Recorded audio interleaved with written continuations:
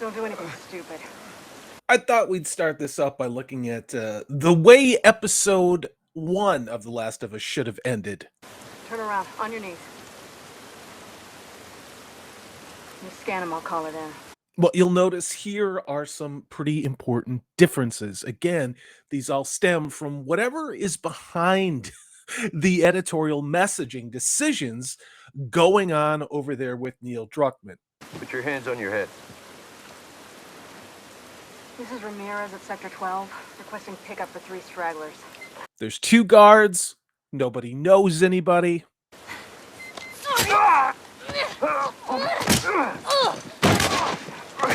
And Tess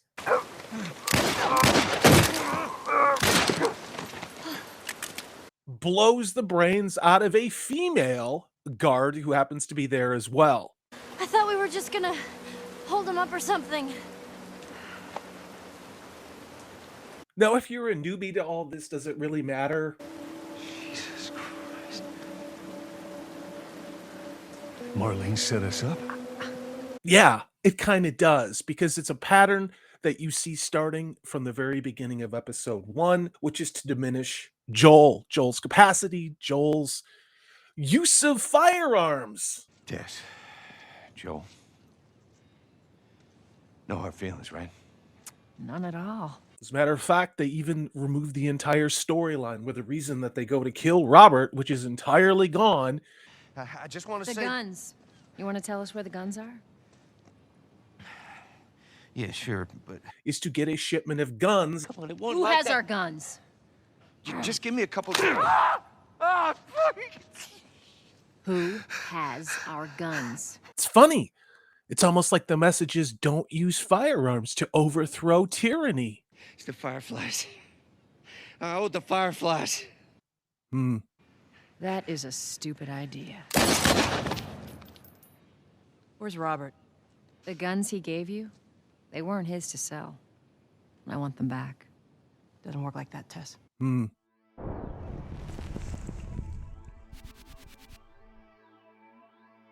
Episode 2 comes out on Sunday.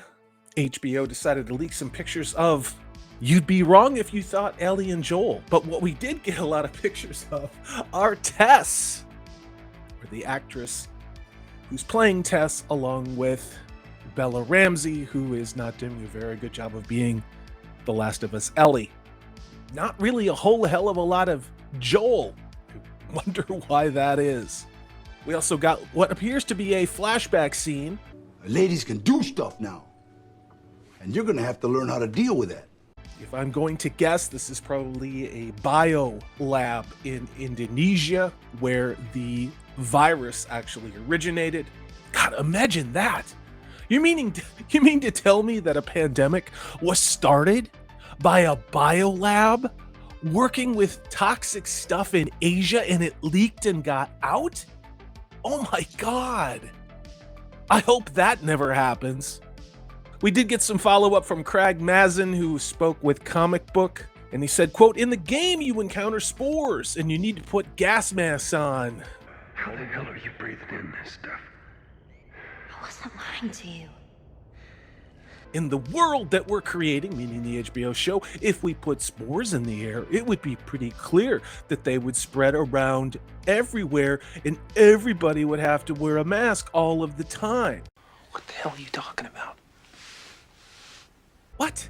And probably everybody would be completely infected by that point, unquote. Hold up. Spores. So what you're saying is that the source material wasn't good enough for you, someone who doesn't like this zombie genre. You know the thing about molds and fungus, you know what generally keeps them at bay? Sunlight and moving air. But what do I know? I'm not a fungologist or a mushroom specialist. What is fascinating about this episode 2 is that, as we learned, and I spoke about in previous video, the entire first season of HBO's The Last of Us only has 4 episodes where clickers or the infected are present. If we count episode 1, will be the second episode where the infected are there with, I don't know what the hell that is coming out of their mouth. sprouts. Anyway, so that means we only have 2 more episodes the entire season where we will see the infected in a world overrun by the... Yeah. What the hell are you talking about? Why? Because Craig Mazin doesn't like zombie movies. I don't even know if I want to report this. What I am going to say is that my friend, Hollywood Scholar, kind of ran with something. I don't know if it's real or not. Take it with a very large grain of salt. Abby, in season 1. Take it with a grain of salt. I'm not looking forward to watching episode 2. If this episode bores me, I'm done. I'm just done. This show is... I don't like it. People are allowed to like it out there. We're not all going to agree in this fandom. I think it is an incredibly some-standard, agenda-filled, story destroyed because of my narrative joke. But if people want to like it, that's okay. Is episode 2 going to be any better? Probably not. But I guess we'll see. I'm Salty Traveling C. It's Friday. I hope you have a really good weekend. You take care.